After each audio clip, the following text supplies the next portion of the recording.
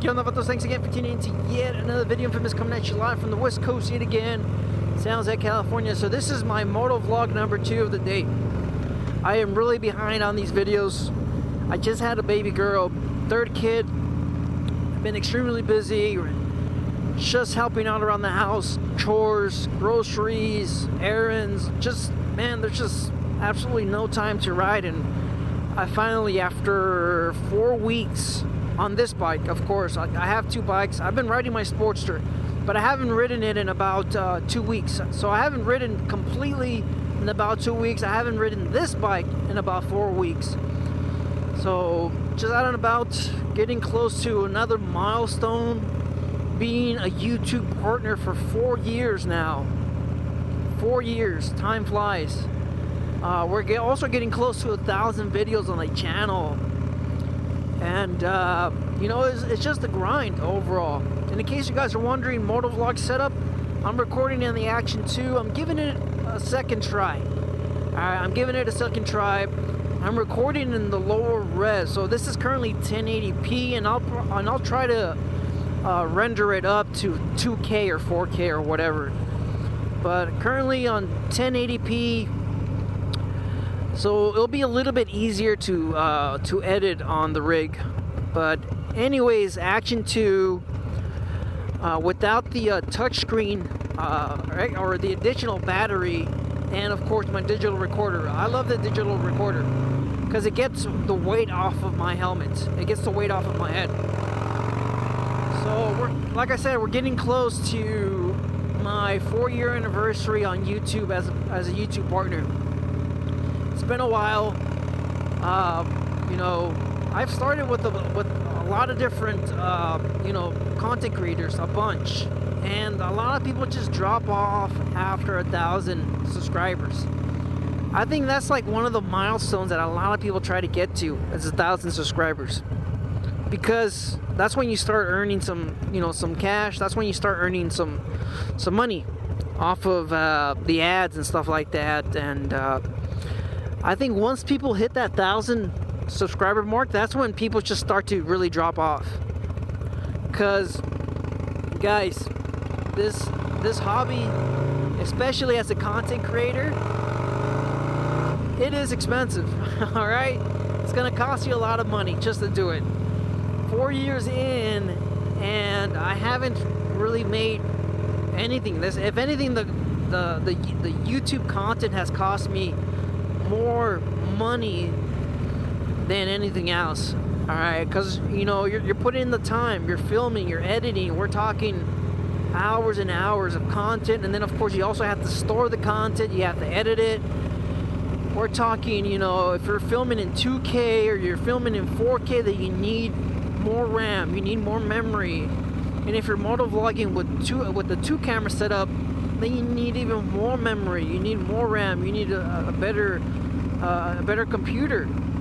Right, I have 2 computers that are pretty modern. All right, we're talking a 4080 on one, and we have a Radeon on the other one, and they're both like $1,000. The 4080 cost me about $1,200. That's just the video card, of course, and it has improved the editing, because of course before, the graphics card, it was very choppy. And I get that, you know, some people are talking about doing like a pre-render. I'm not a full expert at the editing stuff, but I tried doing that, and then of course that adds time to the process, because now you have to preload the information or something. And then of course on the Radeon, I was having some windows talking about GPU or memory full, and then I have to restart the program at DaVinci Resolve. I have to reboot it, and I guess it's the codec that these devices are recording. You know, the .264, the .265 MP4. It's not, you know, edit friendly or user friendly or whatever you want to call it. So it's very demanding on the computers. And before upgrading the graphics cards, of course, it was very choppy. It was very difficult to edit. I would move somewhere around the timeline, and then when I'm trying to cut or trim the selected portion, it was difficult because I would always have to give it about like 5 to 10 seconds to kind of recalibrate where the footage was. So it was just a headache. It was a nightmare, and I guess that's one of the benefits of recording currently in 1080p. I know the computer's going to be able to handle that without the jitters and the skips and all the little stuff. But anyways, getting back onto the YouTube stuff, of course. I think once I calculated everything, as far as just my time and getting paid by YouTube, I'm making somewhere like $1 an hour. All right, in case you guys are out there considering doing this, I'm making somewhere like $1 an hour off of ads, of course. So that's what YouTube pays me, basically, because I have 900 videos. I think at the time I calculated this last year, I had like 700 something videos, and it takes me quite a bit, and they're typically about 10 to 20 minute videos. So 10 to 20 minute videos, I'd say it takes me somewhere around an hour or two to kind of make them and produce them and stuff like that. So just off of my time, I think I make like $1 an hour off of YouTube. So my family, they've told me, all right, they've told me, stop wasting your time on YouTube. They've told me quite a bit of times, all right. They tell me, hey, instead of wasting your time on YouTube, spend more time with your family, or try to or put more overtime in at work, stuff like that. And man, I get it, all right, and I get why people drop off. Once you hit the 1,000 subscribers, there really isn't an incentive seeing how much you earn. I'm currently making about $200, $300 a month, so I'm still around the same area. And the subscriber stuff doesn't really matter. I mean, yes, you could it'll look good on the numbers, but if those subscribers are not tuning in to your videos, then you're not earning anything. So I typically get about 200 to 300 views per video, and I thank you guys. I'm grateful that you guys tune in, you guys watch the videos. All right, but I'm just gonna keep grinding. All right, and like I said, once you calculate all the other stuff as far as the equipment, the storage is a huge one, because if you're recording 4K, a 10 to 20 minute video, you're about 6 gigabytes, depending on the codec or the format that you're recording in. A 20 minute motovlog can be somewhere around 10 gigabytes, and then you edit that, and of course now you have about 4 to 6 gigabytes, depending on, of course, the format and everything, your export settings, your rendering settings, and stuff like that. So you need, of course, the storage capacity, and then if you're uploading it to YouTube, you need a high upload rate internet. So you need decent internet, and on top of that, you're also paying, of course, that.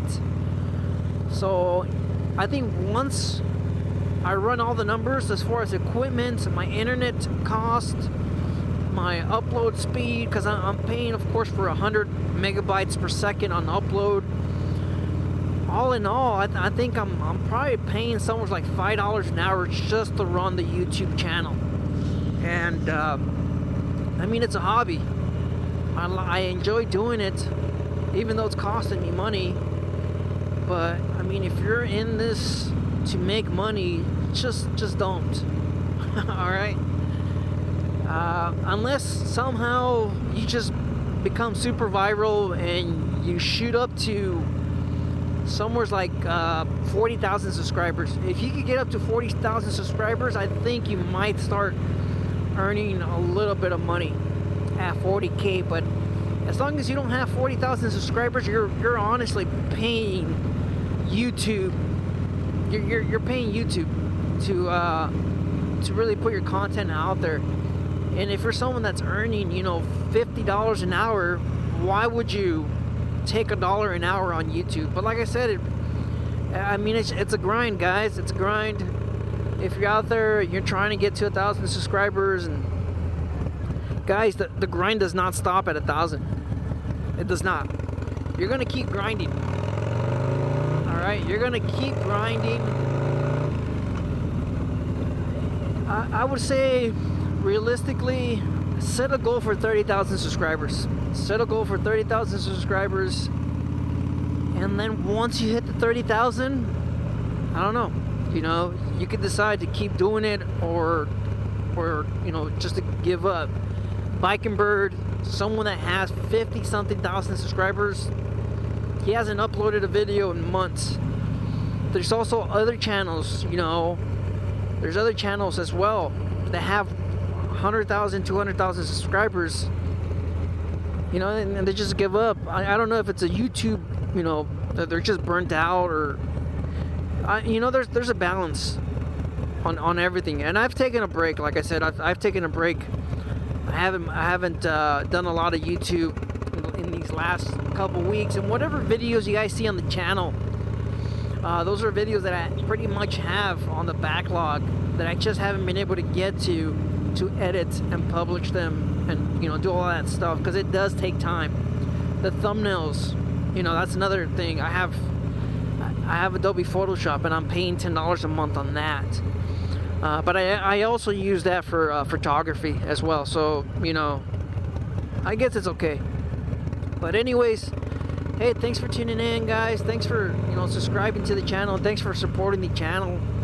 I'm gonna try to have this whole thing just completely changed up. I'm using a TCMT fairing. I'm using the TCMT lowers. I'm using TCMT saddlebags, so it's a build around TCMT, and you know, I paid for everything. I paid out of pocket for everything. It's not like they're sponsoring the channel, but I just wanted to see what TCMT had to offer compared to, you know, my Dominator setup. So, anyways, thanks for tuning in. Thanks for watching yet another video.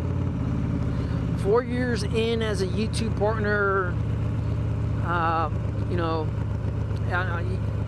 still making about $300 a month, but of course, you know, it's just the cost of everything. Anyways, thanks for hearing me out. I don't know if I rambled too much in this one, but anyways, life's a risk. Get out there and ride. Thanks, guys. Later.